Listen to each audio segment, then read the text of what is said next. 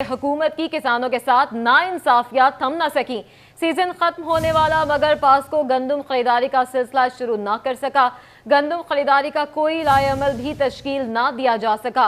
आड़ती मनमर्जी का रेट लगाते हैं, बेशतर किसान गंदम बेच चुके हैं। मजीद इस पर बात करेंगे। अब्दुल रहमान हमारे साथ मौजूद हैं। अब्दुल रहमान, आगाह कीजिएगा, क्यों ये सिलसिला नहीं रुक सका है? सीजन खत्म होने वाला है।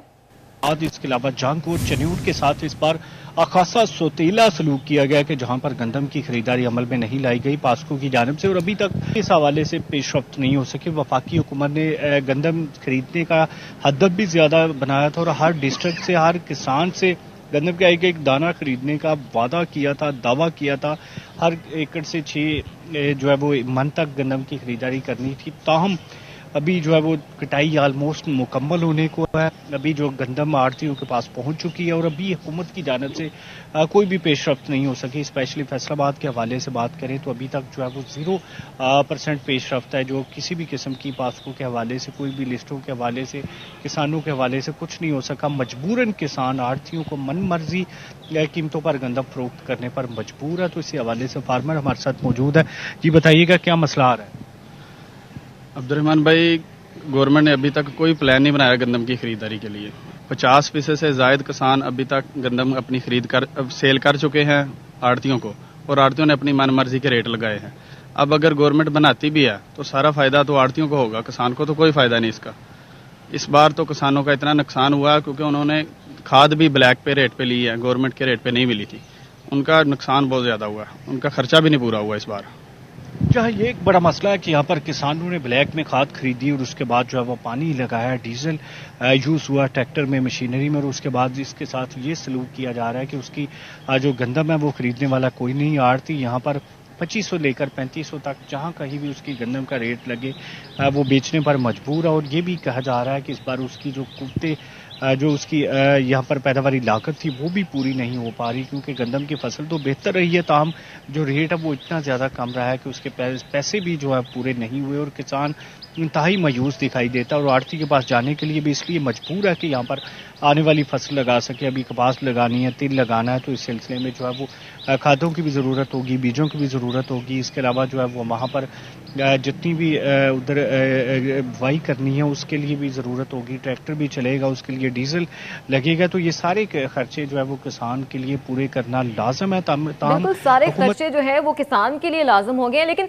अब्दुल रहमान, ये बताइएगा, आखिर वजह क्या बनी है? हुकूमत लाएअमल तश्कील क्यों नहीं दिया उन्होंने? चाहिए एक बड़ा अहम सवाल है कि जब वज़ीर-ए-आज़म शहबाज शरीफ ने वादा किया था कि पास्को खरीदारी करेगा, तो उसके बाद पास्को की जानिब से पहले दिन ये प्रेस रिलीज भी जारी की गई थी कि इस चीज़ के साथ मिलकर फरिश्ते मुरतब की जा रही हैं। ताहम उसके बाद अब असिस्टेंट कमिश्नर दफातर में चेक किया गया तो उनका कहना था कि ऐसी कोई भी प्रैक्टिस नहीं है। इससे पहले पंजाब फूड डिपार्टमेंट करता था, उन्हें सख्ती से मना कर दिया गया कि एक भी दाना खरीदना नहीं है। तो इसी तरह से जो भी उनका पूरा एक सेटअप चल रहा होता है कि यहाँ पर पटवारी का, इस चीज़ का, दफातर का एक्टिव किए होते हैं बारदाना के लिए, तो वो तमाम दफातर फिलहाल बंद है और वहाँ पर सन्नाटा जारी है।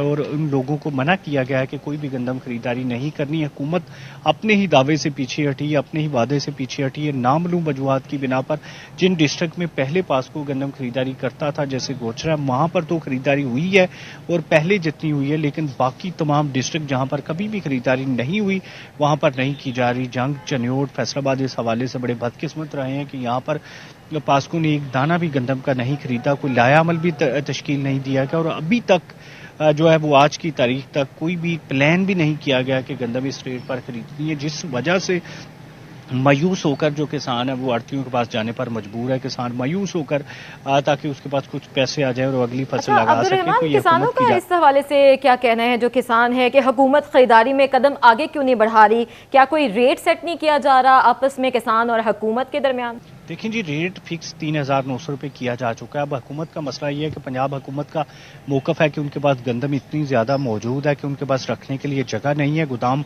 भरे जा चुके हैं। फेडरल हुकूमत ने दावा किया था, वादा किया था कि गंदम खरीदारी करेंगी, लेकिन फेडरल का भी कहना है कि जो उनके पास कोटा है वो बहुत मामूली और जो पहले डिस्ट्रिक्ट से वो खरीदते थे वहाँ पर पूरी हो जाएगी। किसानों ने इस पर एहतजाज भी किया। पंजाब असम्बली के बाहर जो है वो एहतजाज करने की कोशिशों में हज़ारों किसानों को पंजाब भर में फैसलाबाद से दर्जनों किसानों को गिरफ्तार किया गया। एहतजाज करते हुए ज़िला कौंसल चौक में एहतजाज हुए, DC दफातर के बाहर एहतजाज हुए, प्रेस कॉन्फ्रेंस का इनेकाद किया गया किसानों की जानिब से कि उनकी गंदम सरकारी रेट पर उठा ली जाए, तो ये जो है वो गवर्नमेंट का उन पर एहसान होगा। ताहम हुकूमत की जानिब से ये तोजीद पेश की जाती है कि बाहर से जो गंदम सस्ते दामों यहाँ पर दरामद किया तो उसके बाद गंदम रखने के लिए गोदामों में जगह ही बाकी नहीं बची। तो ये सबसे बड़ा मसला बताया जा रहा है कि जो अभी यूक्रेन और दूसरे ममालिक से गंदम आई है तो वो तमाम जितने भी गोदाम है वो भर चुके हैं। अब हुकूमत के पास ऐसी कोई भी जगह नहीं है जहाँ गंदम खरीद कर रखी जाए। और दूसरे नंबर पर ये जो सरकारी नर्ख तय किए गए थे 3,900, इससे सस्ती गंदम बाहर से इम्पोर्ट हुई है। तो इस वजह से हुकूमत किसानों से गंदम खरीदने से गुरेज़ा है ताकि जो है वो महंगा आटा ना फरोख्त करना पड़े और जो चक्की मालकान है और दूसरे तमाम जितने भी फ्लोर मिल्स मालकान है वो सस्ते दामों ही गंदम खरीदारी जारी रखें ताकि कल को जो है वो आटा सस्ता मिले। पॉलिटिकल डिसीजन एक तरह से लिया जा रहा है। ताहम किसानों का ये मौक़िफ़ था कि उनसे गंदम अगर सरकारी नरखों पर ले ली जाती तो फिर जो है वो प्राइवेट गंदम बेचने का प्रेशर कम होता और वो कम से कम अपना अच्छा रेट गवर्नमेंट रेट 3,900 के लगभग बेचते, 3,600-700 तक अगर मार्केट में बिकती तो फिर भी उनका फ़ायदा हो जाता।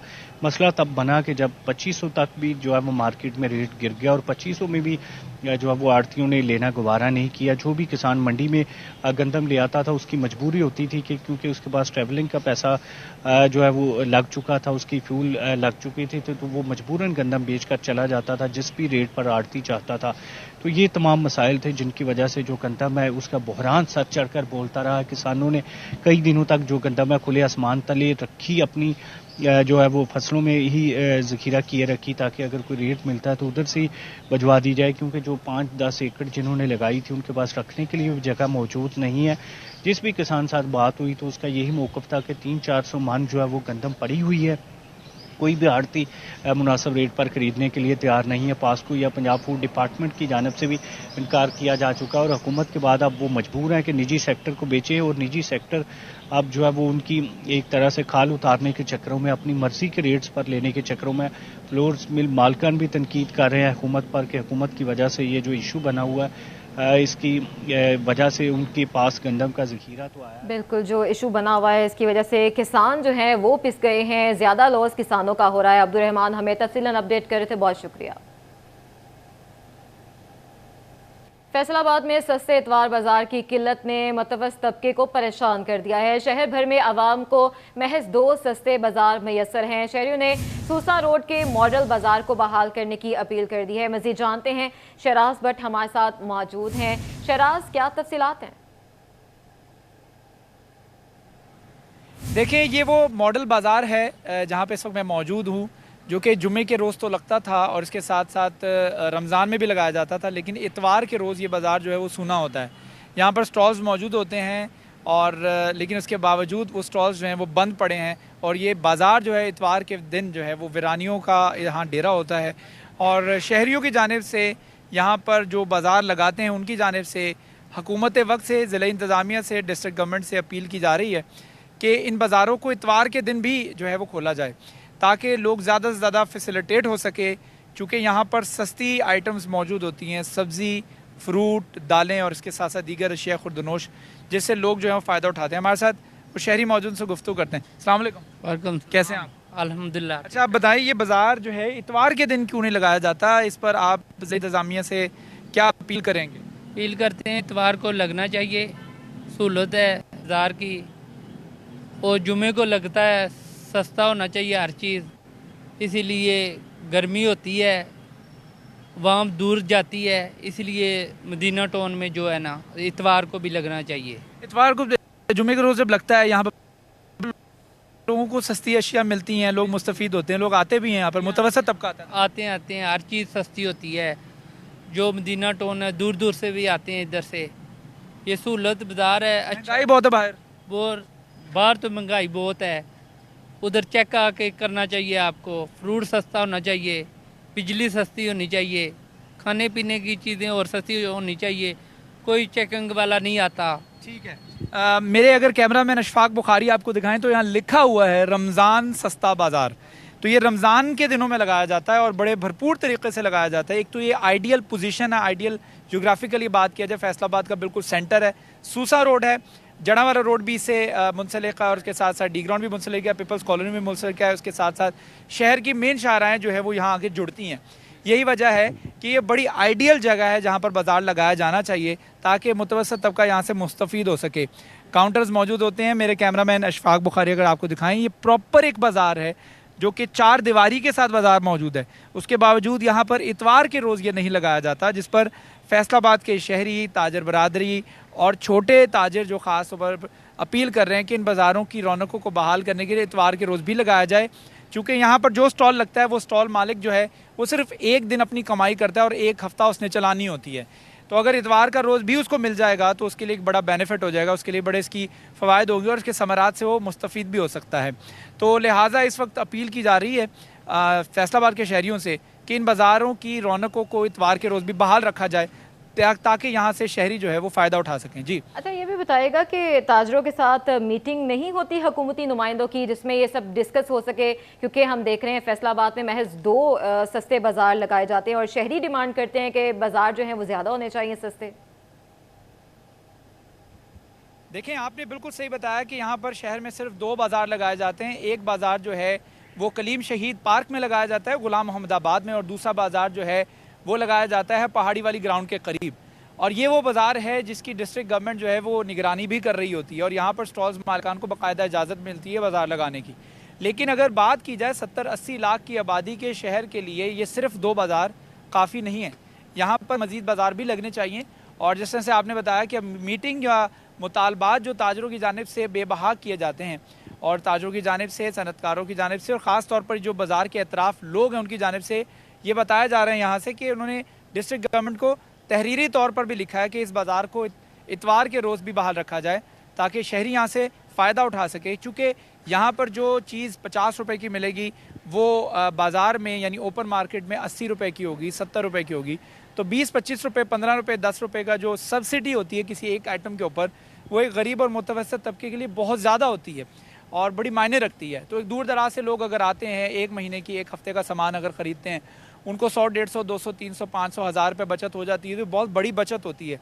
लिहाजा इस वक्त शहरी अपील कर रहे हैं और डिस्ट्रिक्ट गवर्नमेंट से ख़ास तौर पर DC फैसलाबाद से भी अपील करते दिखाई दे रहे हैं कि यहाँ पर DC रेट्स भी लागू किए जाएँ ताकि लोगों को चीज़ें जो हैं, अशिया जो है सस्ती मिलें। जी ठीक है, बहुत शुक्रिया। शराज भट्ट हमें तफसीलन अपडेट कर रहे थे। जंग और रचार जंग की शिकायत पर ज़िला इंतज़ामिया ने नया किरायानामा जारी कर दिया। किरायों में तकरीबन 10% तक की कमी कर दी गई। फैसलाबाद का किराया 180 रुपये, लाहौर का किराया 1000 रुपये तय किया गया। इसी पर बात करते हैं, ब्यूरो चीफ जंग मोहम्मद रमज़ान हमारे साथ मौजूद होंगे, अपने नाज़रीन को अपडेट कर रहे हैं। जंग और रचार जंग की शिकायत पर ज़िला इंतज़ामिया ने नया किरायानामा जारी कर दिया। किरायों में तकरीबन 10% तक की कमी कर दी गई है। फैसलाबाद का किराया 180 रुपये, लाहौर का किराया 1000 रुपये तय किया गया है। अब देखना ये होगा कि जो किराए तय किए गए हैं इस पर किराए चलते हैं या नहीं चलते, अपनी मनमानी के किराए वसूल ना किए जाएं, इस पर क्या इकदाम किए जाएंगे। ट्रांसपोर्टर्स को किस तरह से चेक एंड बैलेंस किया जाएगा, क्योंकि हम देखते हैं कि ट्रांसपोर्टर जो है अपनी मनमानी करते हैं और मनमाना किराया लेते हैं। और इस पर मज़ीद बात करने के लिए हमारे साथ मौजूद हैं ब्यूरो चीफ जंग मोहम्मद रमज़ान मिर्ज़ा। जी रमज़ान, आगाह कीजिएगा, क्या तफसीलात है मज़ीद? जी बिल्कुल, ओवर चार्जिंग की शिकायत मौसूल हो रही थी कि जंग से दीगर शहरों को जाने वाली ट्रांसपोर्ट जो है और ट्रांसपोर्टर्स जो हैं वो ज़ायद किराया जो है मनमाना का जो है वो किराया वसूल कर रहे हैं, जिसके बाद ज़िला इंतज़ामिया की जानिब से जो है वो नया किरायानामा जो है वो जारी कर दिया गया है। इस किरायानामे के मुताबिक जंग से जितने भी दीगर रूट्स पर जाने वाली बसेस हैं उनमें लगभग 10% की कमी कर दी गई है, जिनमें ख़ुसूस तौर पर नॉन AC गाड़ियों का किराया जो है उस पर रेट्स जो है वो जारी किए गए हैं, जिसके तहत फैसलाबाद का किराया 200 रुपये से कम करके 180 रुपये कर दिया गया है। लाहौर का किराया जो है वो 1000 रुपये तय किया गया है, जबकि इस्लामाबाद रावलपिंडी का किराया जो है वो 1400 रुपये तय किया गया है। टोबा टेक्सिंग जो है उसके लिए सिर्फ 80 रुपये, गुजरा के लिए 100 रुपये और इसी तरह जो दीगर इजला हैं उनका भी किरायानामा जो है वो जारी किया गया है। और ज़िला इंतज़ामिया की जानिब से वाज़ेह किया गया है कि ओवर चार्जिंग की शिकायत मौसूल होने पर इंतजामिया हरकत में आएगी और ट्रांसपोर्टर्स को जो है वो भारी जुर्मानों का सामना करना पड़ेगा। जी। अच्छा, ये भी बताइएगा कि क्या इकदाम किए गए हैं कि ओवर चार्जिंग को रोका जाए? इस हवाले से एक तो जिला इंतजामिया का कंट्रोल रूम का नंबर जो है वो जारी किया गया है, तो दूसरी जानिब सेक्रेटरी आरटीए की ये जिम्मेदारी दी गई है कि वो अपने अमले के जरिए जो है वो तमाम रूट्स के ऊपर इस बात को यकीनी बनाएं कि कहीं पर भी ओवर चार्जिंग की शिकायत जो है वो मौसूल हो रही हैं तो मुतल्लिका ट्रांसपोर्टर के खिलाफ जो है वो भरपूर कार्रवाई की जाए। इसके साथ साथ इस बात को भी यकीनी बनाया जा रहा है कि जो मुख्तलिफ ट्रांसपोर्टर्स और अड्डे हैं जिनमें लारी निजी और सरकारी लारी अड्डे हैं, वहाँ पर किरायानामा जो है वो वेजा करने की भी हिदायत जो है जारी की गई। ठीक है, बहुत शुक्रिया। ब्यूरो चीफ जंग मोहम्मद रमजान मिर्जा हमें तफसीलन अपडेट करे थे। आगे बढ़ते हैं। रवा माली साल के आखिरी तिमाही डिफॉल्टर हाउसिंग कॉलोनीज के गिर्द घेरा तंग कर दिया गया है। पीआरए ने हाउसिंग स्कीमों को नोटिस जारी करके रिकॉर्ड तलब कर लिया है। डिवीजन भर में नई बनने वाली हाउसिंग स्कीमों की तफसीलात तलब की गई हैं। मजीद जानते हैं उमैर अजमत से। उमैर, आगाह कीजिएगा। जी, रवा माली साल की आखिरी तिमाही चल रही है और इस हवाले से पंजाब रेवेन्यू अथॉरिटी की जानिब से टैक्स अहदाफ की तकमील के लिए मुख्तलिफ इक़दाम किए जा रहे हैं और इसी सिलसिले में जो डिफ़ॉल्टर्स हाउसिंग कॉलोनियाँ हैं उनके गिर्द घेरा तंग किया जा रहा है। पीआरए हुक्काम के मुताबिक इस हवाले से गुज़िश्ता 5 साल के दौरान बनने वाली जितनी भी हाउसिंग कॉलोनियाँ हैं उन तमाम से टैक्स अदायगियों और इससे मुतल्लिक तमाम डाटा जो है वो तलब किया गया है और उस डाटा की रोशनी में चेक किया जाएगा कि आया कि कितनी हाउसिंग कॉलोनियों की जानिब से मुकम्मल तौर पर टैक्स अदा किया गया है और कोई कॉलोनी जो है वो नादहिंदा या डिफ़ॉल्टर तो नहीं है। और दूसरी जानब इस हवाले से पीआरए हुक्काम का ये भी कहना है कि डिवीज़न भर में रेवेन्यू डिपार्टमेंट से जो नई बनने वाली हाउसिंग कॉलोनियाँ हैं उनकी तफसीलात भी मंगवाई गई हैं ताकि अगर कोई कॉलोनी जो है पीआरए की नज़र से ओझल रह गई हो या पीआरए के पास रजिस्टर्ड ना हुई हो तो फिर उन कॉलोनियों से भी गुज़िश्ता सालों के और रवा माली साल के टैक्स वाजिबात हैं वो वसूल किए जाएंगे। पीआरए हुक्काम के मुताबिक रवा महीने के इख्तिताम तक टैक्स अदायगियाँ न करने वाली कॉलोनियों को सील कर दिया जाएगा और उसके साथ साथ फिर भी अदम अदायगी पर मालिकान के खिलाफ मुकदमात का अंदाज। बहुत शुक्रिया उमैर अजमत, हमें अपडेट करे थे। आगे बढ़ते हैं। गर्मी में इजाफा, फेस्को की जानिब से लोड शेडिंग शुरू। झंग में बिजली की मुसलसल लोड शेडिंग से सारिफीन की मुश्किलात बढ़ गई हैं। सैटेलाइट टाउन में दीगर इलाकों में लोड शेडिंग का दौरानिया बढ़ने लगा है। शहरी इलाकों में 5 से 6 घंटे तक की लोड शेडिंग की जाने लगी है। इसी पर मजीद बात करते हैं। वसीम अजीज हमारे साथ मौजूद हैं। वसीम, क्या तफसीलात सामने आई हैं? जी बिल्कुल, जंग शहर में फेस्को की जानिब से बिजली की गैर इलानिया लोड शेडिंग का सिलसिला जारी है। मुख्तलिफ इलाकों में मेंटेनेंस के नाम पर घंटों लोड शेडिंग की जाने लगी है। अगर बात करें सैटेलाइट टाउन की तो सैटेलाइट टाउन में सब सवेरे से बिजली जो है वो मुनक़ता है। बिजली ना होने के बायस सार्फिन को शदीद मुश्किलात का सामना है। सार्फिन का कहना है कि एक जानिब गर्मी की शिद्दत में मुसलसल इजाफा हो रहा है तो दूसरी जानिब जो है वो महकमा फेस्को की जानिब से आए रोज़ इलानिया और गैर इलानिया लोड शेडिंग की जा रही है। महकमा फेस्को काम सूरत हाल पर नोटिस लें और बिजली की लोड शेडिंग के दौरानिए को कम से कम करें। बहुत शुक्रिया वसीम अजीज, हमें अपडेट करे थे। फैसलाबाद में अब्दुल्लापुर फ्लाईओवर की तामीर नो का मंसूबा। महकमा रेलवे की दरख्वास्त कबूल करके मंसूबे पर काम की इजाज़त। एफडीए ने अब्दुल्लापुर फ्लाईओवर की तामीर के लिए 4 रोज़ का वक्त मांगा है। आपको अपडेट कर रहे हैं। फैसलाबाद में अब्दुल्लापुर फ्लाईओवर की तामीर नो का मंसूबा। महकमा रेलवे की दरख्वास्त कबूल करके मंसूबे पर काम की इजाज़त दी गई है। एफडीए ने अब्दुल्लापुर फ्लाईओवर की तामीर के लिए 4 रोज़ का वक्त मांगा। मज़ीद जानते हैं। ओके, आगे बढ़ते हैं। टोबा टेक्सिंग के ओकालवाला पार्क खस्ता हाली की दास्तान सुनाने लगे। बुनियादी सहूलियात से महरूम है। 4 दीवारी गिरने के बायस जानवर पार्क में दाखिल होने लगे। झूले ना ही सफाई का मुनासिब इंतज़ाम है, बेंच भी टूटे हुए हैं। मजीद इस पर बात करेंगे अहमद नदीम से। अहमद, बताइएगा। इनका आकार वाला पार्क खस्ता हाली का शिकार है। पार्क में जगह जगह कचरे और गंदगी के ढेर हैं। तामीज़ के वाले से जो है वो पार्क में बैठने के लिए जो लगाए गए बेंच हैं वो टूट फूट का शिकार हैं। झूले भी ना होने के बराबर हैं। जगह जगह घास जो है वो 3 से 4 फीट तक जो घास उगी हुई है। शहरी मौजूदन से बात भी करते हैं। बताइएगा कि पार्क की खस्ता हाली पर क्या कहेंगे। पार्क जो है वो बुनियादी सहूलियात से भी महरूम है, क्या कहना चाहेंगे? यही कहना चाहता हूँ कि इनको चाहिए कि यहाँ की घास की कटिंग की जाए और यहाँ पे बैठने के लिए बेंच भी नहीं है, झूले भी हैं, वो सारे झूले भी टूट चुके हैं।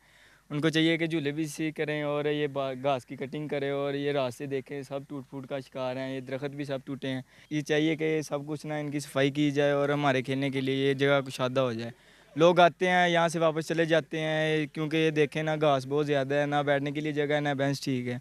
इस वजह से हमारी यही गुजारिश है कि इनको चाहिए कि ये सब कुछ ठीक किया जाए ताकि वहाँ लोग इधर आएँ और देखें, बैठे। अच्छा, बिल्कुल शहरियों ने जो है पार्क में बुनियादी सहूलियात। बहुत शुक्रिया अहमद नदीम, हमें अपडेट कर रहे थे।